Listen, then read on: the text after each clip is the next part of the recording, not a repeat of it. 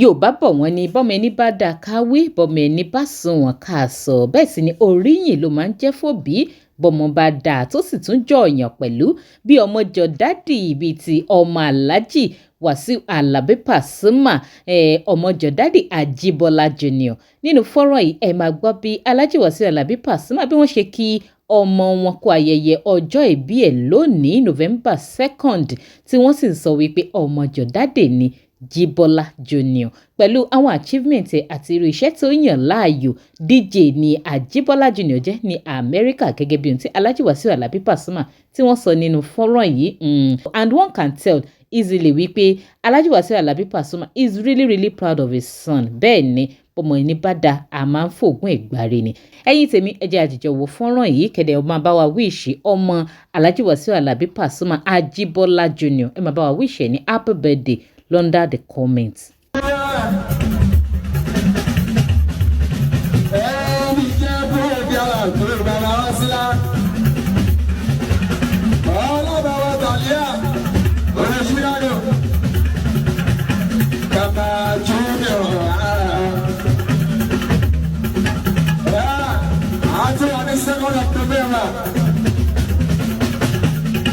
My son, my double copy.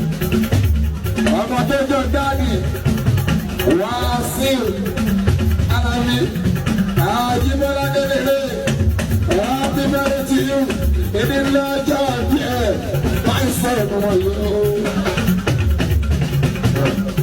ọmọ lọ́wọ́ bá àwọn ọmọ DJ Jimá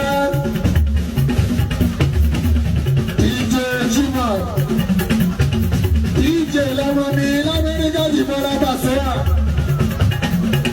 òun àtàwọn big stars lájọ́ ṣiṣẹ́ o l'Amẹ́ríkà òkúrò ní Chicago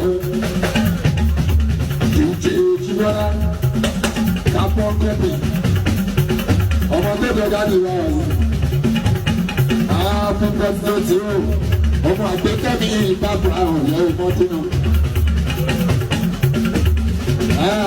Nípa ètò ìṣẹ́jú kan náà nìyẹn.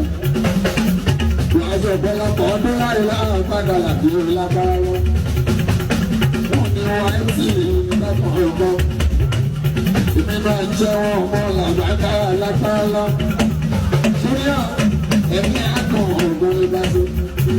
I wish you wisdom and understanding.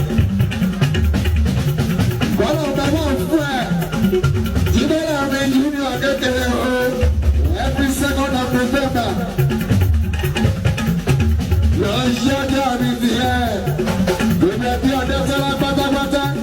Alabi Pasuma. I want to guys, I want management out. I need carries a lot, so I want to tell me how I got in here. Junior Jiro.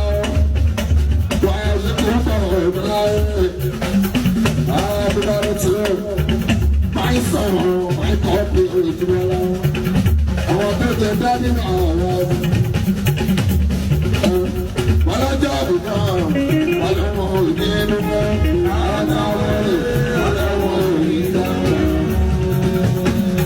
Ajíbọ́lá Junior, what a job is done. Ọmọ Masi, DJ Jira, international DJ. Bọ́lá job is done.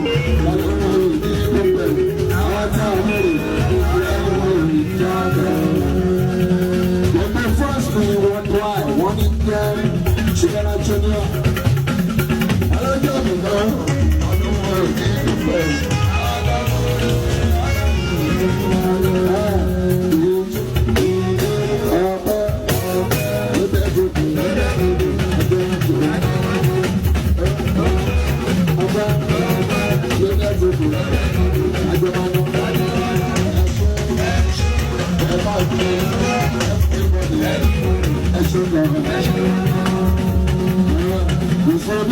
Wow, ọmọ tó jọ dádì ẹ̀yin náà rí wípé inú Alhaji Wasiu Alabi Pasuma really dùn bẹ́ẹ̀ ni bógun ẹni bá da a máa fi gbáre ní bọ́mọ ẹni bá sunwọ̀n a máa fi yangàn ní láwùjọ ẹ̀yin èèyàn wa ẹ má gbàgbé láti máa bá wa wíṣì Ajíbọ́lá Junior Wasiu Alabi Ajíbọ́lá Junior ní happy birthday lọ́ndà comment fídíò yìí and ẹ má gbàgbé láti máa bá mi follow DIGINAIJA online TV lórí Facebook link tó wà ní comment section fídíò máa gbé yín lórí Facebook page wa lórí YouTube ẹ máa bá mi tẹ subscribe button tó wà lábẹ́ fọ́nrán kẹ́sì máa bá mi like and share kó máa lọ káàkiri ká tún pàdé láyọ̀ àti àlàáfíà ẹ ṣeun tẹ́ ẹ darapọ̀ mọ́ mi ní gbogbo ìgbà.